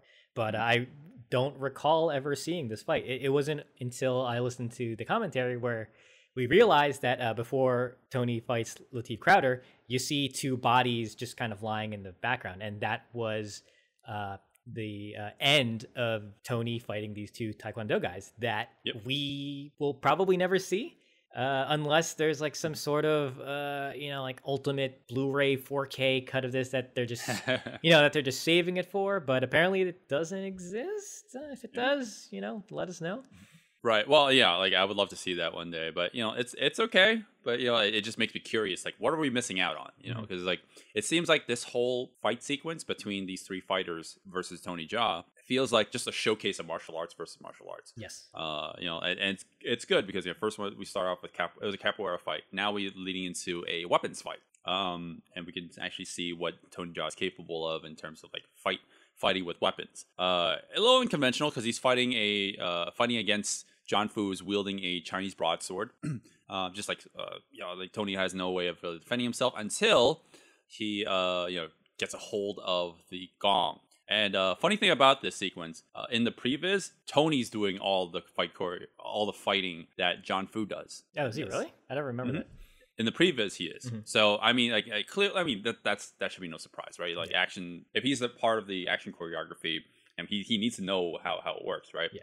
But I guess that's like the good previs, so that they just gave that direction and gave it to John Fu. I'm like, okay, do this, and you'll see a lot of the stunt work that John Fu was doing, and he was actually rehearsed by Jaa. So there's that like rising, like the rise like sword swipe that he does to break this box that Tony is holding. But that leads us to the gong, which is once Tony Jaa does some sort of like lache over the gong and gets on the other side. The gong is kind of rolling around. Once it falls down, like a la Raiders of the Lost Ark, it's revealed that Tony has 2 gong drumsticks. He has 2 drumsticks. But, enlarged drumsticks to, hit a gong. Mm-hmm. Right. And, this is everything we said before about the water being utilized cinematically works even better with the weapons because Tony Jaa is just showing off like the power of slow-mo, right? So he's just grabbing the 2 drumsticks and just sliding them across the floor. It doesn't add anything to the fight. Well, but he did that move in Ong Bak as well. I feel like that's like maybe another kind of intimidation move on his end, where he's like staking his territory, like this is the line I'm gonna cross, or you can't cross this far. Right. Well, the overall setup of this is almost like it feels like Tony has complete leverage because he has 2 weapons versus one. It's no longer a fair fight as to where he was kind of he was doing his best to dodge John Fu's sword swipes. Yeah, he now has 2 much heavier weapons because his broadsword it's like, I don't know what the name of it, but it's like it's kind of flexible and floppy. So against these hard drumsticks, he has no chance. Right. And for what little that we see of John Fu in the movie, it's clearly not as visually impressive as the previous fight. We get a showcase of what John Fu can do. I think athletically, far more than we see in Tekken or in Rush Hour, the TV show. I think it's we could see what he's capable of in terms of his fight choreography. But it does end really short after Tony Jaa does a cork. He does a corkscrew midair and then delivers the drumsticks to the chest. And that's how that ends. Before we are introduced to the Muay Thai giant himself, Nathan Jones. Nathan Jones, the former WWE wrestler.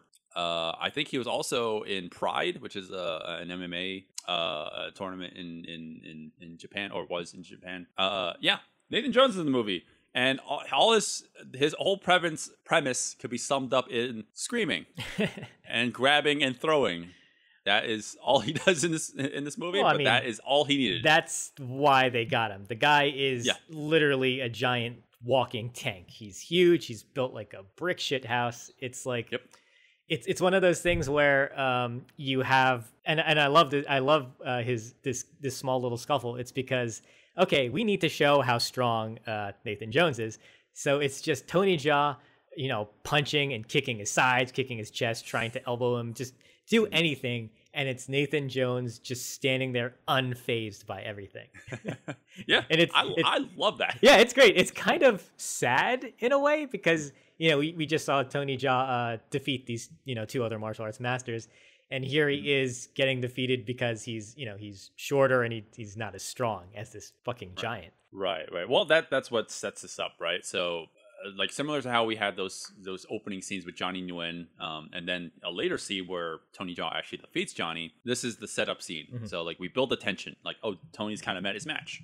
So what needs to happen is he needs to regroup, he needs to recoup his losses, and then figure out a strategy to beat him. Because to cap off this series of fights, Tony's like, he's like pretty beat up, obviously, right? Because he's pretty tired from the previous fights. But also, he's a bit approaching those fights with like brute strength and using his physicality. Here, we're establishing that physicality is not going to work.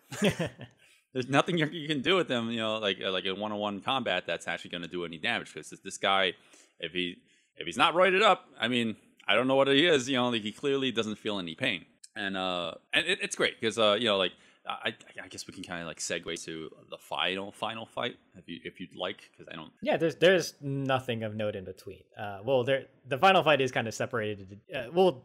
There's two more fights. There is the one on many, and then there's like the final showdown. Mm-hmm. We'll get back to the him versus Nathan Jones part 2.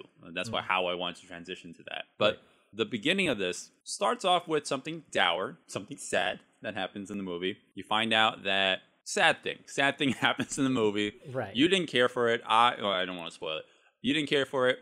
I don't know. I kind of found it shocking the first time I watched it. I was like, that's kind of lame. Like I don't like it when that happens in my movies where it feels like the whole journey was a waste of time.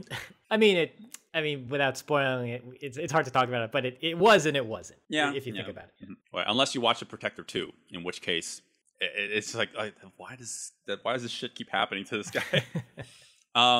Anyways, Tony discovers some distressing news. So in the beginning of this, he's just taking a lot of abuse because he just can't handle this information until some dude stabs him.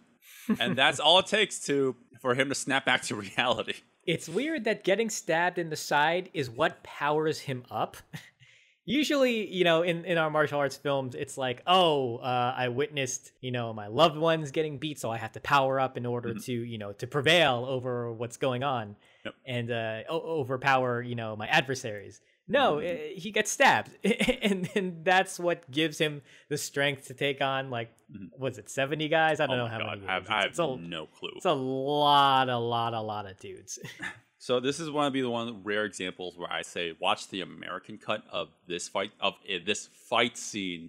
Normally, I prefer longer fight scenes. If there's multiple versions of the movie, I'll prefer the longer one. Here, unequivocally, I say definitely watch the American one because when they released it, they wanted to cut that down as much as possible because they just felt even the distributors in the West, they realized how incredibly long and overwinded the original version is. And wait, do you mean this fight or the movie? This fight. Oh, and I mean with the movie okay. too, but with this fight, usually when you have distributors, they want to highlight the best. They get rid of the fluff so they can highlight the best. But even I can admit, like, this fight sequence, it's fine, but it's just too long. Yeah. My problem with this fight, as I've hearkened many times, is it's a one versus many, and this is just people running in, waiting their turn. Yeah. Sure, they're not standing around, they're not encircling him, but they are just coming in off camera, just waiting, for the next guy to drop, so they can come in and Tony Jaa can literally break all the bones in their body, and then he moves on to the next person. Right. And it sucks because it's weird. Like, the choreography here is really, really great. Mm-hmm. But the problem is, like, when it's just him dispatching one guy at a time, sometimes two guys, sometimes three, like, it gets boring. Yeah. It's actually kind of boring to watch, even though the choreography is impressive. Mm-hmm. Well, it also feels like there's no sense of when it'll end. That's a problem. Yeah, like, this could loop forever. You could just kind of cut back to the first guy charging in, and you might not even realize that it could just it could just keep on going on and on and on. Oh my god, that's a very astute way of putting it. Because usually when you think of a fight scene, oh my god, every time you think of a fight scene, really think about it. Like, there's always a moment, there's like something that happens on screen before the fight ends that'll give you a cue that it's almost over. Here it doesn't feel like there ever is, and it's long. It's like really long. There's a moment where like, you think it's almost over. Like, Tony does like this pose. He poses at the screen. He's like, "Yeah, that I beat everyone," and then you just see like more henchmen come in. Like, oh my god, when is this gonna be over? So one thing I realized about this fight is that so the moves that he's coming up with, these are usually the kind of the pain moments you see in like a fight scene. Like, you'll have kind of normal punches and kicks, you'll have normal bouts of combinations and choreography, and then, especially with these Thai films, there's a set of moves he'll do that you'll see that looks very painful, and it usually gets kind of highlighted in like a wide shot. I noticed they do that like in Ung Bak a little bit. Right. Like when he's gonna break somebody's arm. Like, if you think about it, like an American fight, usually you end on like, oh, it's done because I broke his hand, I broke his arm, I broke his leg. That's like the exclamation point. That's the pain moment that kind of signifies like these big things are happening in a fight. The problem with this whole big sequence is it is nothing but those moments. Oh, yeah. Every sort of combination he's doing is he's breaking someone's leg, he's breaking someone's arm, and he's doing something extremely painful to them. When you have nothing but these moments lined up one after the another, you just get kind of numb to it. And like I said before, I got kind of bored watching it. Yeah, that's actually really unfortunate that we both feel that way. And because everything you said before is true. The fight choreography is really good, and it's a good demonstration of this made-up Muay Thai that Tony Jaa invented, which is supposed to be emulating the style and fighting of elephants. I mean, if you could do mantis or crane style or turkey style, whatever, doggy style, you can clearly make one for elephants too. So I thought that was really interesting because Tony's trying to like incorporate like the typical movements of Muay Thai. Obviously that's his ground, that's his base, but then a lot of the movements that he does, like, that are quote unquote elephant related, I thought I didn't really get much of a sense of it initially until he started doing poses. The poses, like, I could see like, okay, he's emulating the stance of like you can kind of see like trunks like pointing out, like the way that he's pointing out, flaring out his elbows and whatnot, like, when I really started thinking about it, like, now I start to understand like why he does his Muay Thai, which is, it has stand-up striking, but it also has clinching, but clinching is also standing up. I didn't really get it. Like, how could you incorporate that in that elephant-inspired fighting in there? But then I realized, like, that's where it's no longer Muay Thai. Now it's actually just I don't even know what you call these. These are like acrobatic judo moves. Because there's this one move that he does several times in this fight sequence where he, when the guy's about to throw a spinning hook kick at him, he throws a counter spinning hook kick and grabs him with that his leg and just catches his opponent's leg in midair and then sends him to the ground, and he breaks his leg. I think that's obviously not realistic at all, but it's a great fight moment. I don't know. Yeah. No, I get what you're saying. Like, I until I started looking at this, I didn't realize that he is using his kind of elephant style throughout this whole fight. It's not always clear. I mentioned it when we were watching this. I was like, if you said that he invented a snake style, I probably would have agreed as well, because it's a lot of him wrapping his arms around or wrapping the legs around. I get what they're trying to do. He's trying to emulate the trunk of the elephant. Right. So it's fine. It's cool. Just like I said, like I just don't like this fight because it just kind of got boring. Yeah. Just seeing not the same thing. It's like I don't like the pacing of this fight because it's just all these painful moves in succession. You don't really have anything in between to space it out. Yeah. Well, I mean, I applaud it for its creativity. So, like that, I'd still want to give it that. It's not as entertaining as the other fights. So I'd still say, like not so much, not so impressive in the end because of that. Hey, if they actually went with snake style, like maybe they could rework the story so it could be about him saving his pet snake. Yeah, so like with these moves, like I like the movesets. Maybe they should have just incorporated it into the other fights.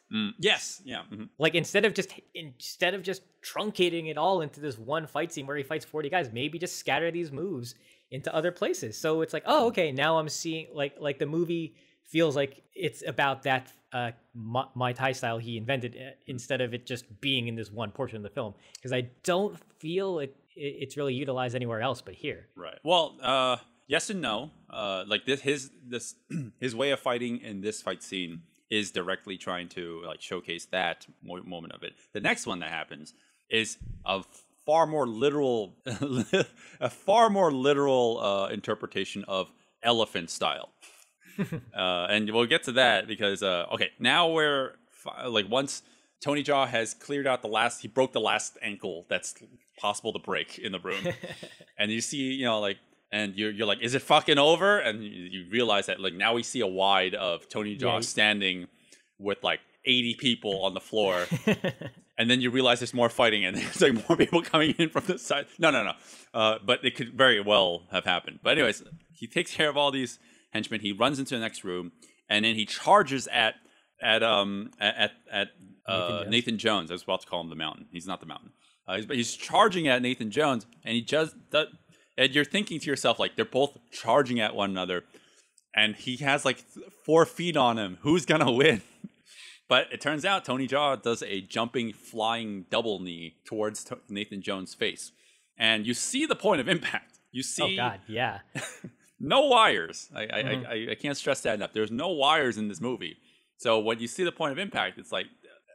I don't know. Like, I don't know how you can soften the blow of that. I mean, it helps that Nathan Jones is a wrestler. So he has training and selling the look of like some of the pain. Yeah, it's crazy because I usually don't like these types of fights where it's like the little guy versus, the big tank. It tends to be slower. But surprisingly, the pacing of this fight is pretty fast. And I like that Tony Jaa kind of learned a lesson from his first encounter with Nathan Jones. He all his hits to the body were ineffective.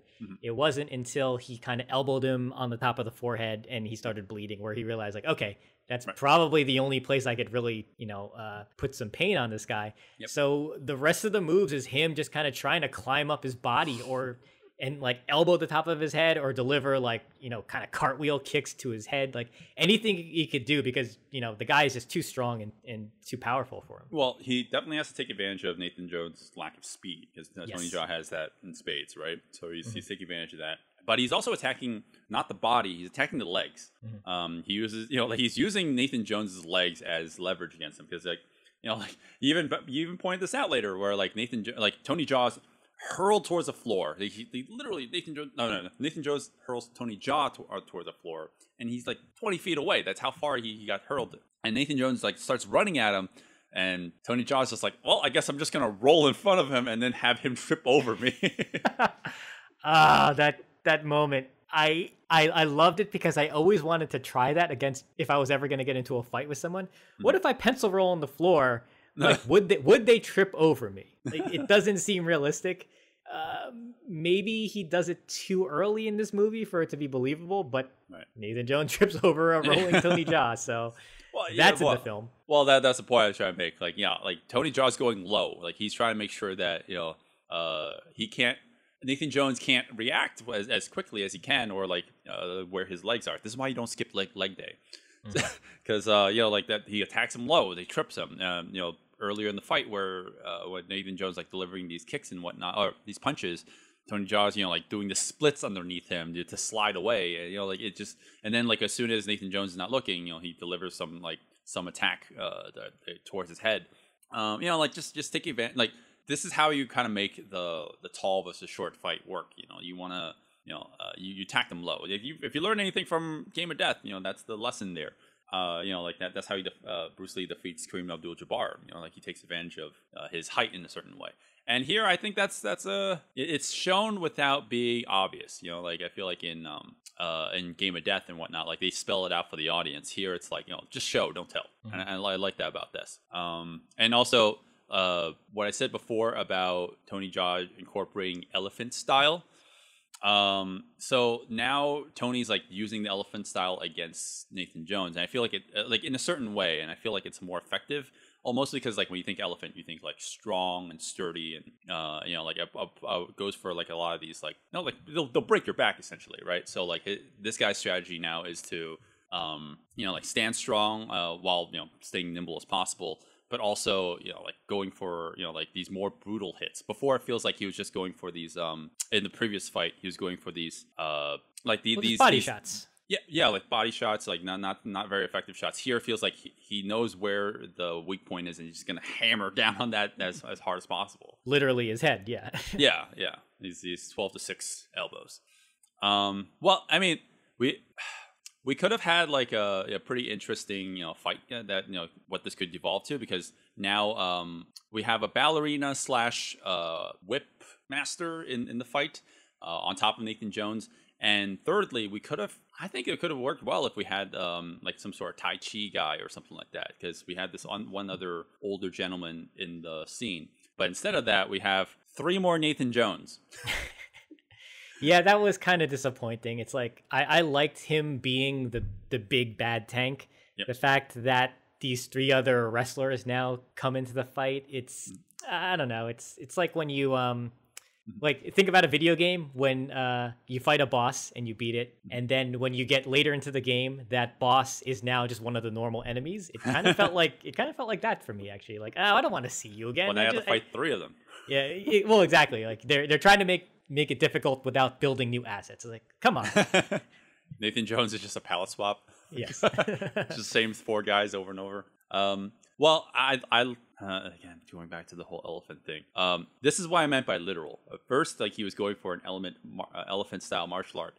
Now he's just using the elephant. Literally using bones. Yes, I guess we'll have to say, yeah. That's what. Yeah, we can't really escape that if we're gonna. Right. But he uses these bones, this weapon. Not only does it act as some sort of weapon that he can use, that he can like clobber, he can finally deliver more effective hits on his opponents, because they're so much bigger than them, have so much more mass. His way of actually doing some sort of damage is actually carry these bones that are tied to his hands, and he's delivering these strikes. But it also acts as a defensive shield, in which that like if his opponents are trying to attack him, like he can always use them to defend himself, and it's. As cheesy as this is, it's actually kind of cool at the same time. I don't know. Like, so, do you agree with it here? Yeah. So when we were watching this, I said to you, like, logically, this makes sense. Like, this makes perfect sense. The only way for him to really defeat all these huge wrestler guys is he needs more power behind his hits, and he has attached these large bones to his arms, which will help deliver the power. Yes, that makes sense. For me, the problem is these bones don't look real. They look kind of rubbery. They look fake. So it kind of brings the realism down. It makes it seem a little B-movie-ish. I hate to be that harsh on it. So it just took me out of it, unfortunately. Like I like this idea a lot. Yes, he needed large weapons to defeat these guys, but the fact that these bones are just, they're painted in a way, they don't look so real. I don't know. Like, yeah, I'm being really nitpicky. I don't like to be that nitpicky with the prop department, but Yeah, it didn't do it for me. Right. Well, you'd have to. I mean, like you would have to make these bones look as weighty as possible without actually being weighty, because Tony has to actually move pretty quickly with these things, right? But we're talking about these elephant bones as if they could be ever used as normal weapons in anything. It's an elephant bone. You know how heavy an elephant is, let alone its bones. Right. You know, like, so yeah, I get it. Like they want. I guess they're trying to. You throw logic out the window when it comes to all that stuff. You know, like, but again, you do have to show that these bones are strong enough to withstand some sort of force by these giant wrestlers. And it kind of, you know, it actually works out in his favor, Tony Jaa's favor, when he decides to shield himself by being attacked by being like a giant Nathan Jones lion's head. He rips off a stone head from a stone line. Like, that's how strong he is. He could, you know, literally earthbend and, you know, take the rock head off of the statue. He just like ripped solid concrete off of it doesn't make any, whatever. He did it. He hurls it at Tony Jaa, and he uses those bones as a shield so it wouldn't hurt him. Although in reality, that would just crush Tony Jaa's entire chest cavity into the ground. Probably, yeah. That thing's probably like 300, 400 pounds. And it wouldn't explode when it hit the bone. It would just crush him. Right. If there's ever a problem with the props department, I think the problem's in the lion's head, because that looks weightless. But whatever. It doesn't matter. So once that happens, now his bones his weapons have become serrated because of the damage that what happened. So he uses that to his advantage now, and this no longer feels like elephant style. Now it just feels like some Kiss of the Dragon nonsense. Well, there's elements of Romeo Must Die. Romeo Must Die, yeah. So basically, what happens is because he has these serrated, bone-edged weapons now, he is slicing the tendons and limbs of all the bad guys, and you know, in making them pretty much like incapacitated because they can no longer move. And we get the X-ray shots of the ligaments, you know, cutting, the tendons cutting, whatnot. I feel like it works here. It's fine. It's not as cheesy as Romeo Must Die when you have like these, you know, the spinal cord compressing because somebody's stepping on your head. Right. Well, I don't know. This is not how I wanted to end. Okay. Yes, it's fine that we get to show that off. I thought that was kind of cool, but I don't really like that this is actually the last cool moment of the movie. I don't know. I think you should end your movie with a bang.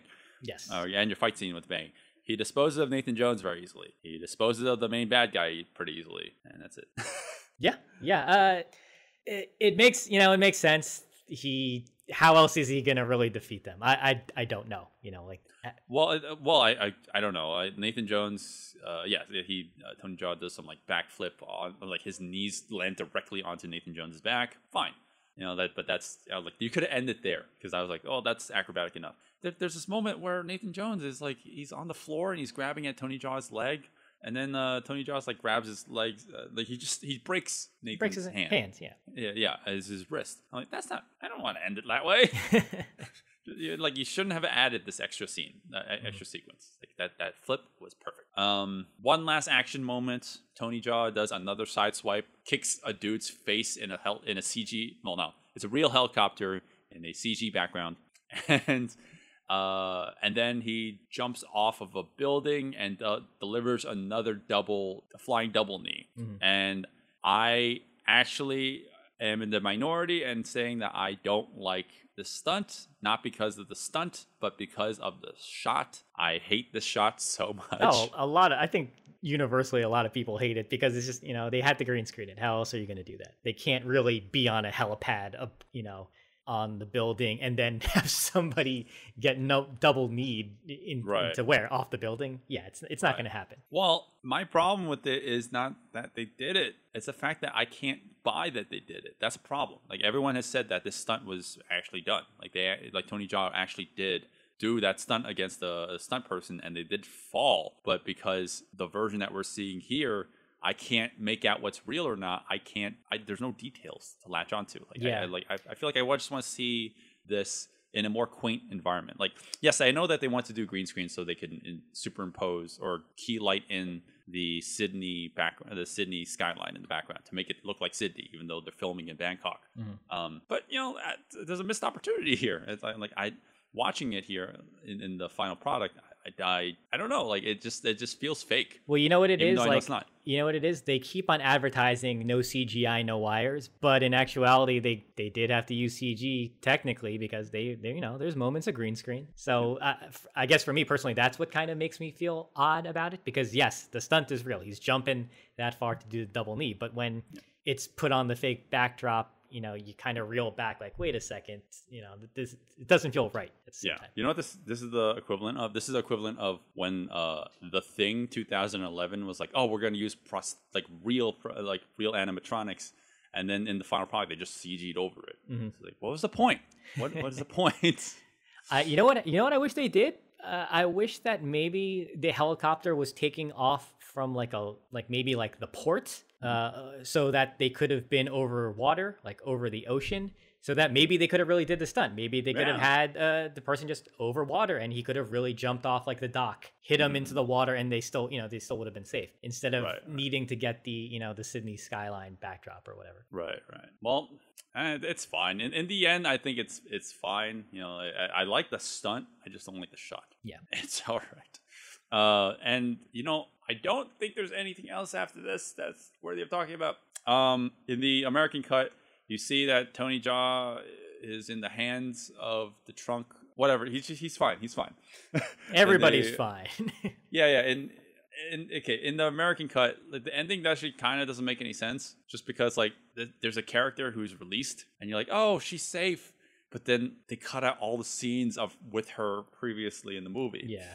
So it doesn't make any sense. But then, I thought it didn't make any sense. But watching the Thai version, I realized that character only has one scene where she's not in distress, so you can't make her out anyways. It's like, story-wise, the movie's kind of a mess. In terms of continuity, there's definitely a lot of loopholes, but I think that's completely okay. And the ending is very abrupt, even in the uncut version. I was like, what? That's it? That's how it ends? I don't remember it ending this way. Just Tony Jaa just walks away, and it didn't feel like Ong Bak, where it feels like that one felt more conclusive. It felt like he actually just came back to the village. You clearly see that. It almost feels like a happy ending. Here it feels like he lost, he failed. Right. I mean, I like the final visual of him kind of being in the quote unquote arms of the elephant, the tusks. I thought that's a really nice imagery. But then, the movie keeps going, and he's, they're fading in and out of him walking away and all this other random stuff. Yeah, unnecessary. Whatever. Okay, don't want to end on a negative note, because actually I do like this movie a lot. But it has been a while. I've only seen the movie once prior to this, because I've, obviously branched out and try to watch other Thai movies. So, try not to beat a dead horse with this one, especially since, I feel like Ong Bak was far more accessible, so I always whenever someone's playing it, I'm like, oh, I guess I'll sit down and watch this again. I felt like over the passage of time, people don't watch The Protector as much. Although the reason, and this will lead into my my final conclusion, the reason why I like this movie more than Ong Bak is because it's far more memorable to me. Even though it's the one that is less known. No one ever talks about, oh, you guys remember Yum Goong? Everyone talks about it. Everyone references Ong Bak because of what that movie did. And yes, Ong Bak's amazing. It's an amazing movie. But The Protector has so much iconic imagery that is burned into my head. All the best stunt work, all the best stunt work and all the best fight choreography does exist in Ong Bak too. But this movie it films a lot of that so much better, in my opinion. That one temple fight alone is so visually memorable that for that alone, I almost want to just say that's enough reason for me to say I like this more than Ong Bak. I don't know, Zero. Do you that's my question to you. Do you still think that Ong Bak's better? So I haven't watched this film in a long time either, and I held it in very, very high regard. Upon rewatching it with you, when we watched the uncut version, I was so disappointed because of all the extra padding that we saw. It almost ruined the movie for me. I just kept on feeling like, oh, this is unnecessary. Because I've always watched the American cut, which is just so fast paced. I didn't care that none of the characters were developed or things didn't make any sense because the action was so good. after we're watching the uncut version, which I will personally not recommend. I think if you've seen the American cut, you don't need to see the uncut original Thai version. It's not really showing you anything new, personally. Sure. Maybe sorry, like I was gonna say, like maybe as a Westerner, maybe they did the right thing in making a version that was specifically targeted towards us. Exactly. Yeah. Exactly.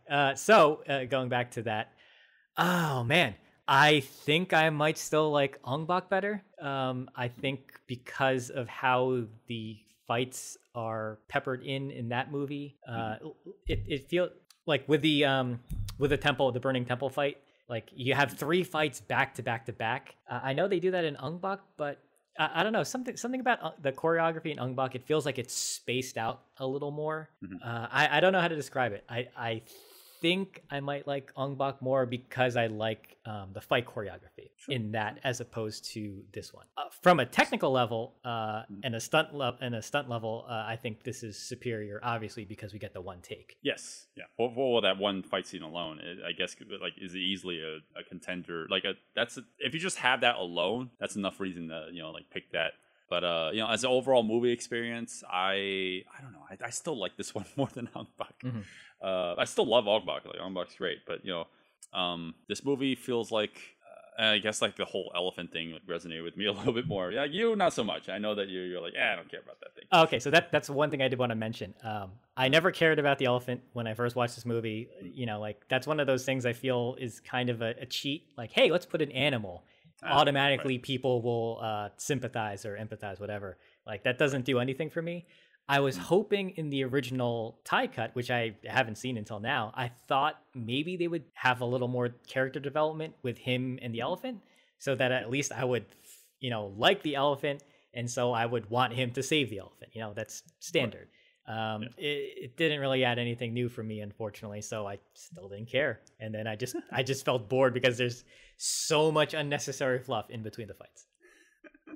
Right. Oh, well, I don't know. I feel like we're not going to come to the same conclusion here. Yeah, I still love this movie. Yeah. No, I'm not saying I don't like the movie. There's just a lot of things that came to the surface after we watched the uncut version, which I never even realized before. Right. This is no Kiss of the Dragon, though. It's not like we both remember it being awesome, and then we watch them like, hey, it's not as awesome as I remember it to be. But like I still love this movie. I think it's there was no reason to make a Protector 2. So in preparation for this movie, I was like, for this review, I was like, maybe I'll just watch the Protector 2 before we do this. Did you? And I did. Oh boy, I just watched it. Should you save what you're gonna say for our review of Protector 2? No, here's our review of Protector 2. Why did you make this movie? It's funny. I want to talk about that because some of the stunt work that you see in the movie, very, very, very, very small amount, is borrowed from that previs, those action scenes that like I told you that didn't actually make it into the first movie. Okay. They took a little bit of that, but not a lot. Like some of it's still, like it was made just for the movie. But I guess they couldn't do all. That's actually like the thing I was hoping for. But after watching the preview, it was like, I hope that Protector 2 is just going to be like using all the stunts that he couldn't do in the first movie. Unfortunately, I think it's because either like they want to do their own thing, or Tony Jaa was it was like 8 years older by that point. Like maybe he couldn't do those things anymore. I can't handle it. Mm-hmm. But yeah, Protector 2. I don't. Well, we don't have to extend this, too much longer. It sounds like that's probably a no. We will not be talking about Protector 2 unless we run out of things and we're resorting to things we really don't want to talk about, like Forbidden Kingdom, Protector 2. That's on our list now of movies we don't want to talk about. Oh my god, Protector 2 is the new Forbidden Kingdom. God.